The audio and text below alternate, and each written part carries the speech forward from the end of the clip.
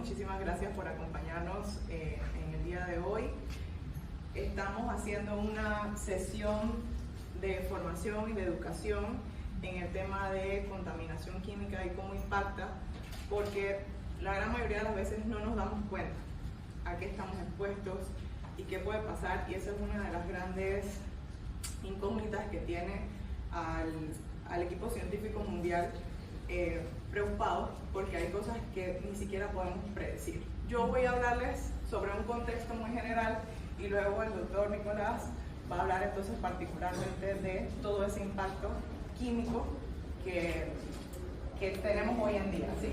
Yo entonces desde ese contexto global quiero conversarles de los límites planetarios.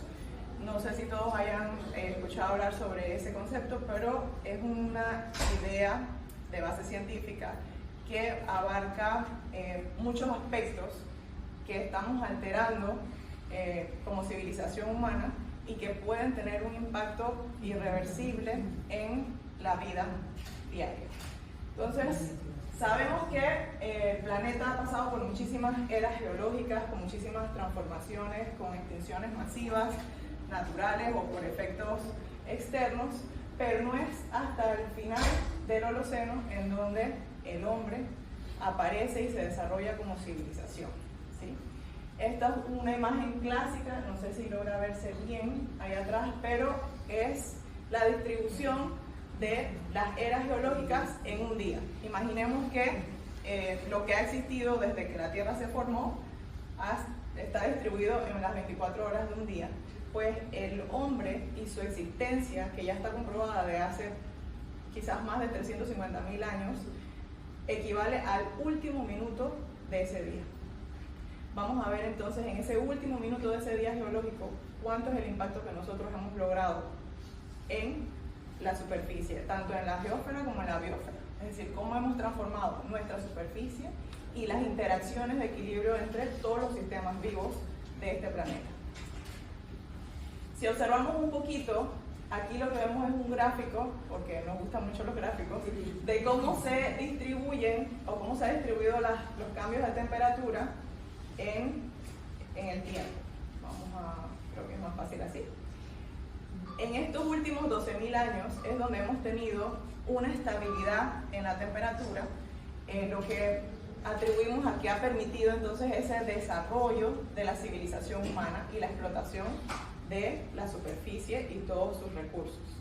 En esos 12.000 años, las concentraciones de dióxido de carbono se han mantenido relativamente constantes hasta un punto de inflexión que es la revolución industrial. En ese momento donde mecanizamos la producción y también empieza el desarrollo de la industria química de síntesis, es decir, donde empezamos a comprender cómo se sintetizan los compuestos, a diseñar compuestos químicos que tienen un objetivo industrial. En ese punto disparamos entonces las concentraciones de dióxido de carbono, porque lo reducimos a dióxido de carbono, pero gases de efecto invernadero, lo que ha contribuido entonces a el calentamiento de la superficie. ¿Qué pasa? Esto es un proceso que se ha dado naturalmente en distintas eras geológicas, es cierto, pero el impacto del hombre ha hecho que esto sea de forma acelerada. Y el problema de que haya sido acelerado es que no hemos tenido tiempo para adaptarnos a esos posibles cambios y tampoco somos capaces de predecir a gran escala cuáles van a ser esos impactos. Pero uno de los primeros impactos que nosotros hemos visto hace años fue la disminución en la capa de ozono. La capa de ozono es esa capa que está en la estratosfera y nos protege de estos rayos ultravioleta tipo C. No es que a la superficie no alcancen a llegar los rayos ultravioleta, pero los rayos ultravioleta tipo C son energía ionizante, es decir, es una radiación que tiene una energía tan elevada que es capaz de destruir enlaces. A nivel químico, lo que nosotros interpretamos con esa definición es que es capaz de romper, por ejemplo, moléculas, hacer daño a nivel de ADN y generar mutaciones o incluso cáncer. Por eso es tan peligroso. Y de hecho, si no hubiera esta capa de ozono, la vida no se hubiera podido desarrollar tal cual, porque esta radiación destruiría toda forma de vida. Entonces, esa es la protección que nosotros tenemos en la capa de ozono. Y para los 80 se logró demostrar que había una disminución en la concentración de esta capa de ozono, con lo cual esa radiación energética era capaz de llegar hasta la superficie terrestre con impactos importantes, pero no en donde eran emitidos las sustancias contaminantes, sino en el lado opuesto del planeta. El mundo está distribuido de manera que en el hemisferio norte están los países más industrializados que producen más desechos, pero los efectos negativos con respecto particularmente a la capa de ozono se ven en el sur, donde el impacto, digamos, el desarrollo industrial no tiene el mismo nivel. Aquí tenemos un gráfico que a mí me gusta, yo lo voy actualizando todos los años, el Country Overshoot Days. Esta es la figura del 2025 y señala para qué momento del año los países han consumido todos sus recursos. ¿Sí?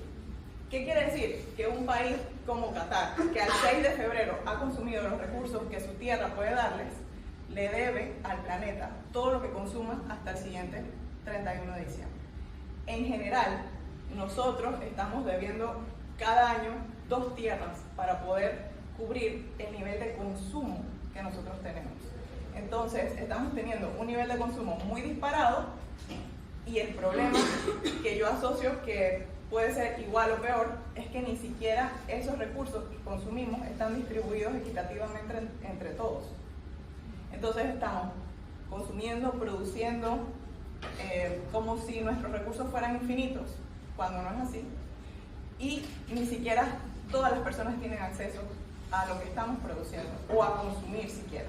Entonces es una disparidad en todos los puntos de vista y nosotros el año pasado estábamos, Panamá, en 26 de agosto. Es decir, que a partir del 27 de agosto todo lo que consumimos se lo debemos a la tierra. Este año no aparecemos.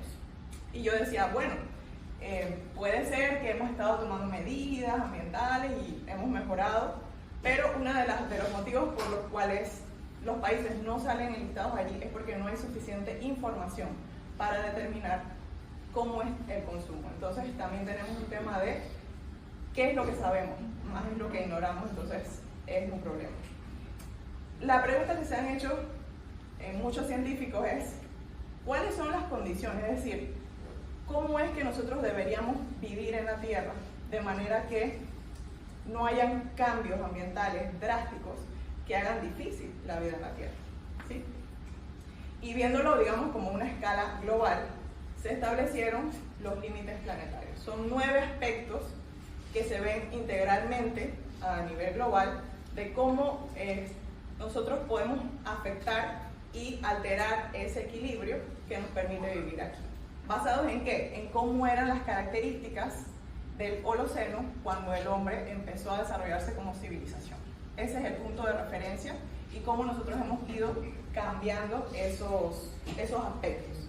Entre ellos, bueno, el cambio climático, la pérdida de biodiversidad, cómo se van perdiendo las especies, pero también la diversidad genética, cómo hemos ido cambiando el suelo, es decir, qué tanto bosque nosotros hemos ido eliminando para agricultura masiva, la disponibilidad de agua dulce, tanto para producir agua para el ser humano como para los animales, y cómo se ha redistribuido para utilizarse, por ejemplo, a nivel industrial, cómo alteramos los flujos geoquímicos, es decir, cómo utilizamos los elementos como el nitrógeno y el fósforo, que son la base de los fertilizantes y de los plaguicidas, para extraerlos, es decir, hacer una minería, extraerlos y luego volverlos a depositar en forma de otras moléculas con un objetivo, ¿no? Que en este caso es una producción agrícola en masa.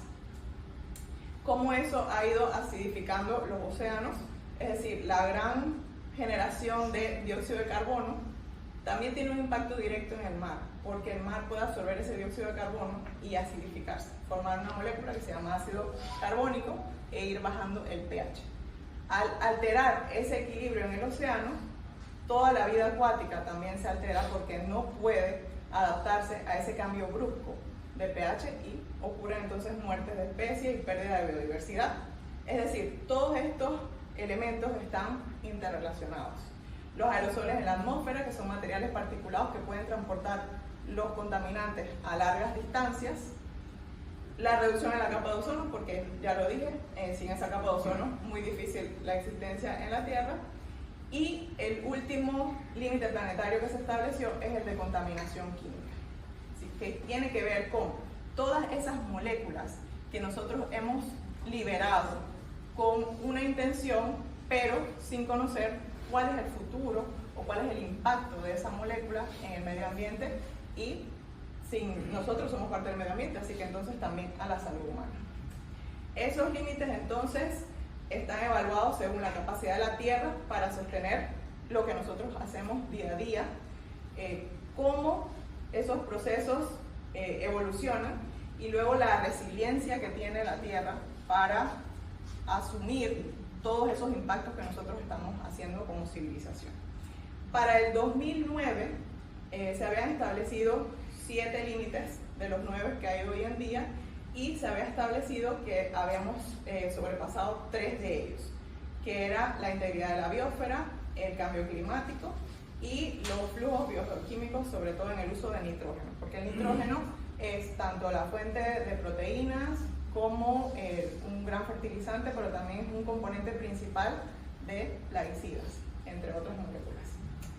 Para el 2015, de esos límites establecidos, se sumó entonces el cambio de tierra, es decir, hemos intervenido muchísimo nuestros bosques nativos para transformarlos en áreas de producción industrial.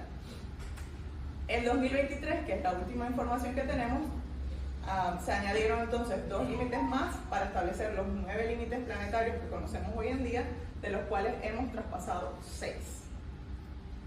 Sí, entonces, ¿cuál es el concepto? Pues bueno, mientras nosotros nos mantengamos dentro de estos límites seguros de operación, que son los límites o las condiciones más parecidas al inicio de la civilización humana, nosotros podemos garantizar que los cambios no van a impactar grandemente la forma de vida en la Tierra. Sin embargo, al desestabilizar esos equilibrios a nivel global, entonces nosotros estamos probablemente provocando cambios irreversibles que pueden ser muy problemáticos. Uno de los límites que está bastante controlado es el tema de la capa de ozono. Gracias a que se pudo establecer el protocolo de Montreal, de que se tomaron decisiones duras, porque la industria química decía, ¿cómo voy a reemplazar ese tipo de compuestos si son muy útiles para los procesos industriales para los que yo los quiero? Simplemente fue una decisión que se tomó, se aceptó, se implementó, y hoy en día nosotros podemos decir que la capa de ozono está en recuperación, no está al 100%, pero que es un límite que está trabajando dentro del espacio seguro de funcionamiento. El problema es que casi todos los demás están fuera de control. Estamos fuera de control. Particularmente, lo que en mi formación, lo que podemos hablarles hoy es sobre la contaminación química que corresponde al límite planetario de entidades nuevas. Son, como ya lo dije, compuestos que hemos diseñado, que no existían, que nuestra industria química ha ido diseñando con un objetivo que se cumple. Es decir, cuando en la industria química se diseña una molécula, se hace buscando un objetivo básicamente industrial o comercial, ¿sí? El problema es que nosotros no hemos evaluado cómo se utiliza, qué pasa cuando entra al medio ambiente, y eso es un problema. Y cómo asimila el equilibrio general del mundo todas esas moléculas nuevas que para las que no hay mecanismo de gestión natural, ¿sí? Por ejemplo, el mejor ejemplo es el DDT, una molécula cargada en cloros. Los seres vivos no tenemos en nuestros metabolismos la capacidad de eliminar o hacer más sencilla o menos peligrosa esa molécula. En ese caso, lo que hacemos es guardarlas en reservas de grasa que se mantienen circulando en nuestro cuerpo, y después de usarlo, porque es genial, resulta que 30 años después entendemos que genera cáncer. Entonces empezamos a prohibir. Pero hay quienes se resisten a esa prohibición y siguen utilizando ese tipo de moléculas, aun cuando ya los científicos hemos demostrado que es un problema, ¿sí? Entonces es un tema también de resistencia. Nos resistimos, y yo creo que la base es la educación. Tenemos que entenderlo, aunque no nos guste. Bien, yo soy química y puedo decir tranquilamente que la industria química es el origen del problema, pero se supone que también debemos ser la solución. Es un reto poder pensar o repensar cómo salir de este problema, ¿no? Cómo solucionar todo lo que está pasando. Esto es una tendencia que va al alza. No hay ningún reporte que diga que hay, por ejemplo, una meseta, mucho menos una disminución. La tendencia en la generación de productos de la base de petróleo para producir todos los plásticos y todas las moléculas de síntesis del mundo, la tendencia es al alza. Un gráfico mucho más sencillo, simplemente comparamos las producciones mundiales contra las emisiones de dióxido de carbono, y el plástico pues se lleva el primer lugar. Luego le sigue el metanol y el amoníaco. El metanol porque es la base de cualquier molécula que queramos sintetizar en química, y el amoníaco es la base de la fuente de nitrógeno. Pero quien lleva el primer lugar son los plásticos, y la tendencia es al aumento. Asimismo va a ser entonces las emisiones de dióxido de carbono. Ya estamos sobrepasados en las concentraciones de dióxido de carbono seguras, ¿sí? Entonces esto es un problema. ¿Y por qué ha sido un problema? Porque, como ya lo dije, se han diseñado moléculas que funcionan para el objetivo industrial que se quiere, pero no se ha evaluado cómo se van a comportar después esas moléculas. Hemos producido en gran escala, hemos comerciado a gran escala, pero luego no tenemos la capacidad de gestionar todo eso que estamos generando. Y generamos muchas cosas, producimos demasiado, consumimos demasiado, y eso es un problema porque el planeta no puede con lo que nosotros estamos produciendo hoy en día y consumiendo hoy en día. Como evidencia, pues tenemos blanqueamiento de los corales, ¿sí? Pero tenemos también comunidades que han tenido que ser completamente isleños, que han tenido que ir a tierra firme, porque ya no es posible la vida en las islas de Unayala, por ejemplo, ¿sí? Pero es que también tenemos tendencias a enfermedades cada vez más peligrosas, a una resistencia bacteriana que se calcula que va a ser el primer motivo de muerte para 2050, mucho más que las enfermedades cardiovasculares. Entonces, ¿qué nosotros le estamos dejando a nuestros jóvenes, a la siguiente generación, a nuestros hijos? Porque probablemente cada vez el impacto y la exposición a sustancias químicas va siendo mucho mayor desde el mismo momento de la formación de un bebé. Entonces es un problema. Y yo pues les quiero dejar un mensaje muy sencillo, que es que si no podemos reducir o reutilizar un producto, si no lo podemos reparar, reconstruir, reciclar o compostar, entonces ese producto debería ser restringido, rediseñado o eliminado. Nosotros tenemos el poder de decidir cómo nosotros consumimos. Yo creo que ahí está, porque probablemente las legislaciones van un poco detrás de la ambulancia, como decimos en Panamá, pero el poder de conocer y de poder tomar decisiones, yo creo que es la base que puede mover lo que nosotros necesitamos hacer para poder detener un poquito el impacto tan grande que nosotros hemos tenido. Muchísimas gracias.